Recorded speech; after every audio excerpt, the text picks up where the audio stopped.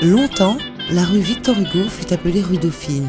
Et comme bien d'autres villes, la municipalité de Pointe-à-Pitre a voulu rendre hommage à cet écrivain humaniste avant tout et qui disait qu'un homme est une âme. Et c'est peut-être un peu de cette âme qui y flotte encore.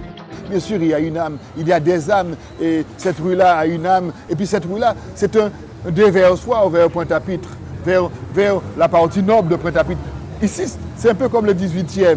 Alors, curieusement, à l'inverse du 18e, la partie où il y a l'église, c'est la partie moins bien nantie, hein, donc ça n'est pas Montmartre. Et l'autre partie, à contreversant, la rue du Gommier, faisant une saignée entre le bien-pensant et le vivant comme il peut.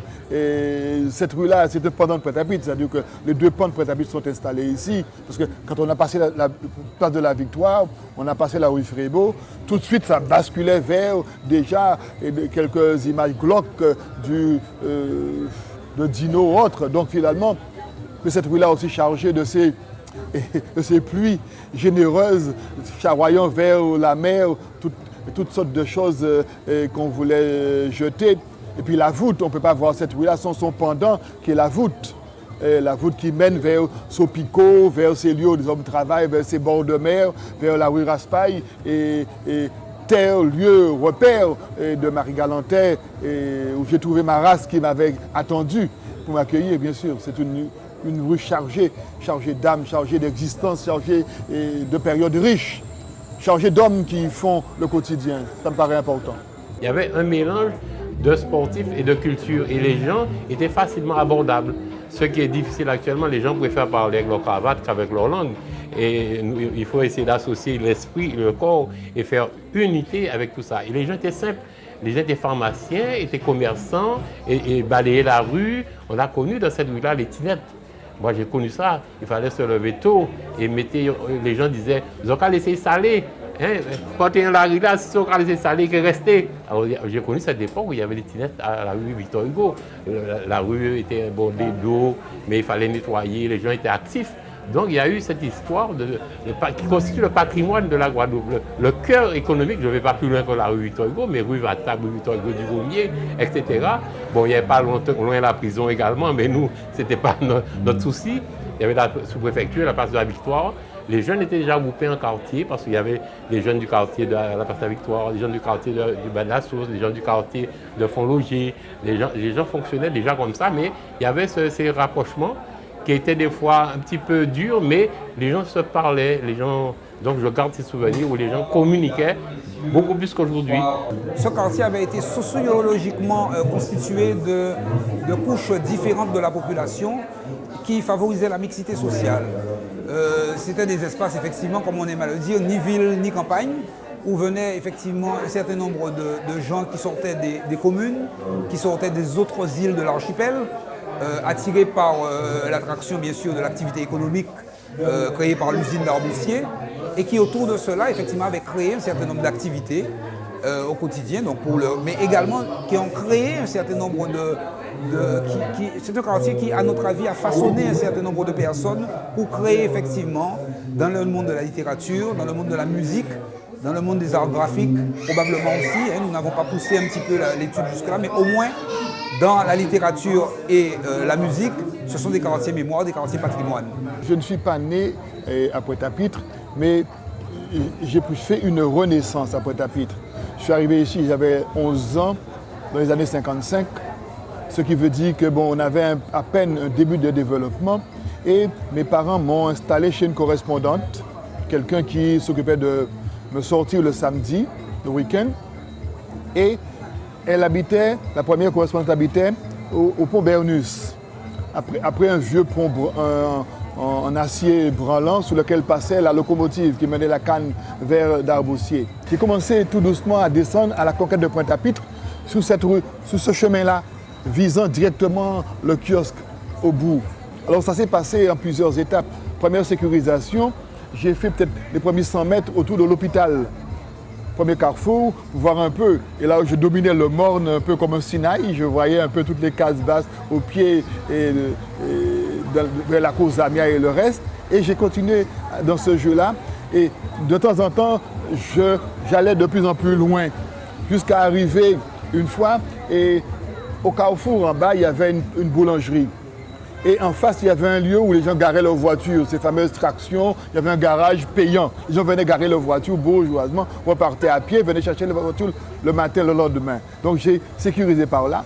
Continuant après vers les Lubettes, et pour enfin franchir tout doucement ces maisons-là, les chantiers de coiffure du père Benoît et le chantier de coiffure du père Sinébert, et pour arriver vers la statue des Bouées et arriver là, voir un peu les pointoirs devant chez Marraine, près de chez Madame Adeline, et remontant avant la nuit tombée pour retourner, de peur de me perdre en chemin, remonter vers mon pot Bernus. Cette rue-là a toujours été notre rue de prédilection.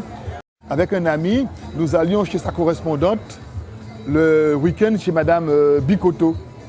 Et à côté d'un restaurant, un genre très d'avant-garde, un peu restaurant, discothèque, mais où le rhum coulait à flot, où les femmes libéraient un peu leurs mœurs, et on tenait bal le samedi soir, bal Cabolo. Et ma tante nous disait de traverser rapidement pour ne pas nous laisser entendre les musiques païennes ou grivoises du Cabolo de chez Simone. Alors nous complices, nous faisions semblant de traverser comme ça là devant chez Simone. Donc cette rue-là a toujours été pour moi un lieu familier et peut-être parce qu'il y avait déjà Victor Hugo. Une rue dans laquelle résonnent encore les accords des orchestres de l'époque. On retrouve dans ce quartier beaucoup de musiciens et beaucoup de grands orchestres, des orchestres des années 40. Il y avait l'orchestre de mon père, Esperanza, l'orchestre de Brunel-Laverne, El Caderon, l'orchestre de Roger Fanfan, Fernès.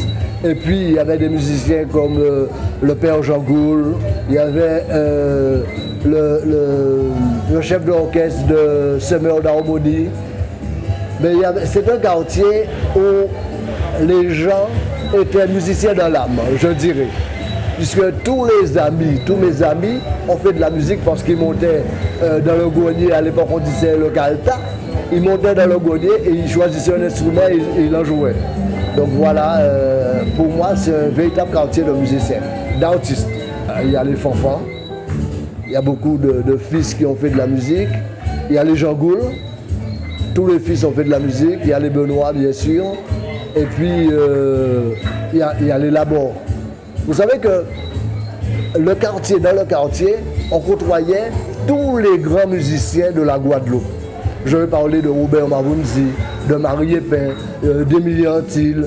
Tous, ils venaient voir papa. Tous les chefs d'orchestre aussi. Donc Brunel-Laverne, tous les chefs. À la dernière manifestation sur Patrimoine et Création, nous avions mis à l'honneur les sportifs, en particulier les sportifs de la rue Raspail, qui avaient été mis en roman par mon frère Georges. Nous avons effectivement axé notre action sur la littérature et sur la musique. Parce que, comme vous le savez, il y a des familles de musiciens qui sont très connues. La famille Benoît, la famille Fanfan, la famille Jean Goul. Nous avons plus près de nous Charlie Choumeau-Lamotte, qui est connu, mondialement connu dans les percussions. Et dont la maison familiale se trouve à 100 mètres d'ici. Mais également, nous avons toute cette tradition de masse qui sortent des faubourgs, en particulier du faubourg du Faulogier, et qui donc ont créé aussi toute cette activité dans la ville.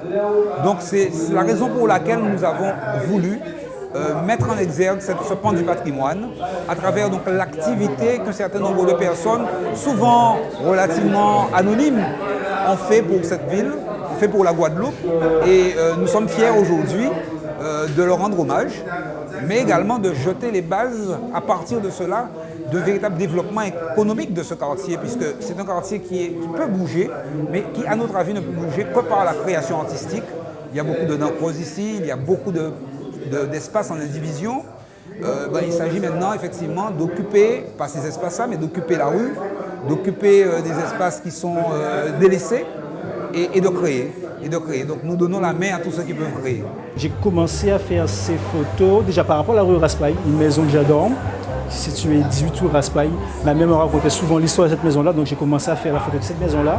Puis quand la municipalité a commencé à reloger les gens sur Darboussier, et détruire certaines maisons, j'ai poursuivi en fait à faire des photos plus sur la 4e ruelle de Zamiam et Chemin Neuf. Elles vont disparaître. Donc tant qu'à faire, il vaut mieux prendre des photos actuellement afin d'avoir des archives pour plus tard.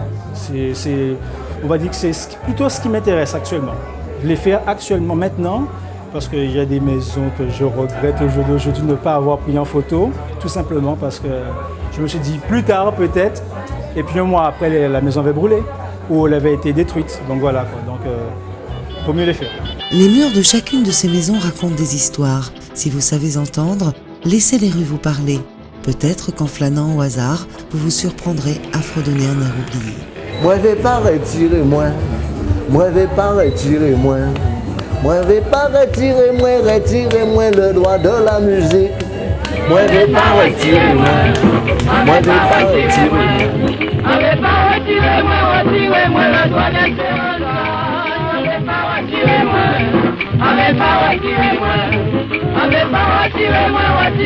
le doigt de la musique. Avec pas retirez-moi le doigt de la musique.